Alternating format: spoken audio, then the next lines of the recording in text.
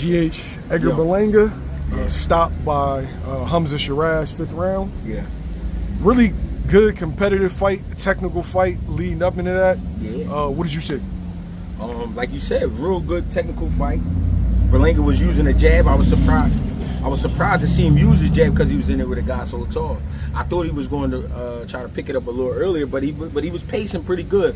Now some people got a little mistaken about what I was saying when I wrote on X that he was doing good. What I was saying he was doing good was he was being offensive but not too defensive, and he wasn't getting caught with just anything. He got caught with some shots, but he wasn't getting caught with just any old thing. And he was fighting at a good pace where I felt like he wouldn't burn out. You know what I'm saying? Guys going there and throwing big shots early, they burn out, especially in a high weight class like that. I just was surprised to see him. I felt like he got bored. I felt like he got bored because what happens with punchers is punchers need action, and they need it fast because punchers don't like going the distance. Punchers like to try to get it going and hurt you and get you out. I felt like the fact that he had to use his IQ and the fact that that he had to use his skills was mentally wearing him out, not physically, mentally wearing him out. Like when he sat inside like that and they went forehead to forehead, I kind of felt like he was like, all right, let's get some action going. They sat inside, but then he broke it and stepped back and looked. And as he looked, Sheeraz chopped the hook. Wow. And that shit caught right upside his head. Sheeraz is a big guy. Yes, he's new to 68, but he's been a 68. He's been a light heavyweight. He's a big guy. He's going to definitely go to light heavyweight. I don't know why people were surprised that he hurt Berlanga, because Berlanga sat there and let him hit him. He didn't get his hand up. He was just stepped back and looked. He got caught with the hook. He got buzzed. From him being buzzed, he stepped back. And Sheeraz put that shit together. Sheeraz put it together. He turned the intensity level up. It was a guy on Instagram who tried to say Hamzah Sheeraz's hands was wrapped crazy or something just because Canelo didn't do that. When Canelo caught, let me let you know the difference. When Canelo caught Berlanga, he caught him on the button, on the chin, and it was more of a flash knockdown. It was more the speed that did it. Yeah.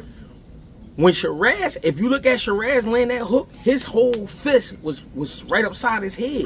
That's throwing the whole brain off. You feel me? That was a more powerful shot. And then again, it's coming from a bigger guy with more force. You know what I'm saying? And Sheeraz was every bit of 185, 90. Yeah, I say 90 and up. I say he was around 90 and up, maybe. I mean, could be wrong, but his legs, how big his legs look. But listen, Sheeraz, he has a great demeanor. He's serious about his job. And then I think I was sitting down. Hold on, let me go back. I was wrong. I said Edgar Berlanga. I said in the first interview with me and you that he made it a fight after doing that, playing with the guns, acting like he was shooting him and all this crazy shit, right? But in my own reports, I was saying Berlanga was going to clip him because I saw Sheeraz doing some shit on the pads that I thought was a little awkward. But Berlanga didn't take advantage of that. Berlanga was in there, you know, just trying to box him. And then I felt like he got bored because it was too much of a chess match for him mentally. So you know what? Let me go ahead and get the fight started. The reason I want to get the fight started because now I can get him to open up. Once I get him to open up, I can really hit him. It was too late. Got caught with a shot. Got knocked down. Again, these guys are not educated on boxing and surviving because I see these guys get hurt and the very first thing they do is step right back in front of the guy. No. Why would you give the guy a shot? You get hurt like that, get on your legs, move, get away from him. Make him miss, wrap him up. Don't stand there and let him load back up. You know what I mean? So when he stood there, loaded back up, saved by the bell. Perfect. Yeah. But minute ain't long enough to recover. When he came out in the 5th round, he tried to pump fake like he was cool. Hamzah was watching, paying attention. All right, no, he ain't cool. Come here. Finish him up real quick. 3 knockdowns. I mean, fight over. I think after watching the fight, I think Berlanga was more focused on the antics. He was more focused on selling the fight. And, you know, that's the way the cookie crumbled. Some people saying he's done. I don't believe so. I think he just got caught with a good shot. And I feel like that's taking more credit away from Sheeraz for putting that shit together. Sheeraz fought a real technical, disciplined fight that fight. Yes, he did. And I think that we gotta stop. We gotta stop with the narratives that as soon as a dude takes a loss or a knockout loss, that's it. He should go get a CDL. You know what I mean? He should go be. Yeah. But you know why he said that? It's clear that he's not focused on boxing. It's clear. He talking about all the wrong shit. You talking about how y'all fighting in New York. Guess what? As long as that motherfucker got 4 corners, it don't matter where y'all fight. You talking about the jewelry.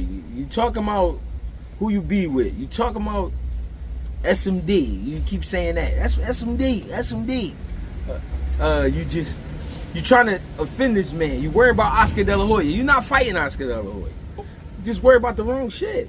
Your head not there. Let's expound upon that, right? Yeah. And why I don't think Edgar Berlanga is done, right? Yeah.